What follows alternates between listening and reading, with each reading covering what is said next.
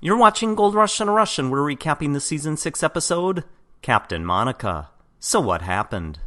A new 120-foot-long conveyor arrives at Parker's claim, but just as it does, Rick gets bad news. His mom is sick and he has to go home. Parker responds by swearing.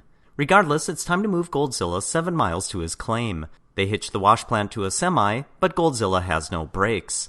As a precaution, they hook a cable from the back of Goldzilla to a dozer to act as a brake in an emergency. But going down the largest hill, the cable breaks. Better brace yourselves for incoming drama. Oh no, he's not stopping, he's out of control, whatever's gonna happen? Despite cameras being everywhere, suddenly the semi is completely out of sight and the driver is not answering his radio. Is he dead? Is everything destroyed? No, he's fine. They deliver Goldzilla, set up the water supply and sluices, but it's not level, so they level it. By morning, it's set up and running. Parker says it's a game changer, so it must be so. Jean is on vacation, so Tony puts Monica and Kevin in charge of the dredge. Kevin is all in, but Monica isn't sure. Her first job is to move the dredge to new pay. The dredge is anchored to a dozer, but instead of pulling the dredge forward, the dozer instead is being pulled into the pond. There is brief drama, but then she realizes she just needs to turn the dozer around, with the front blade acting as an anchor, and then the dredge no longer pulls it in. During the night shift, a crew member drives the bucket line too far down, and the buckets come off the ladder. It is easily fixed in the morning, but Kevin fires him anyway. At the end of the week, Tony hopes for 100 ounces, but only gets 97.5. There's a long, awkward silence, but then Tony says he's happy. But Minnie, she wants more. She always wants more.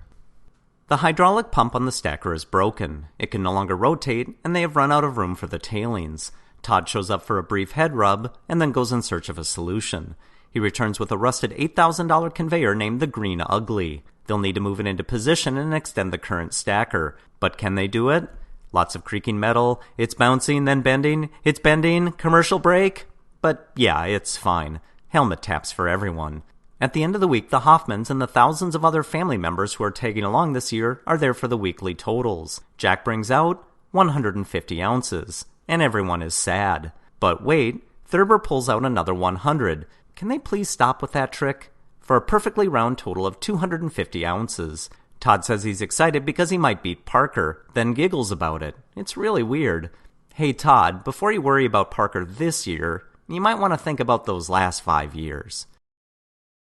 Tune in next week and see how Todd would score on a basic economics class. And don't forget to watch the previous episodes of Gold Rush in a Rush, including my wildly speculative analysis of Todd Hoffman's gold mining career.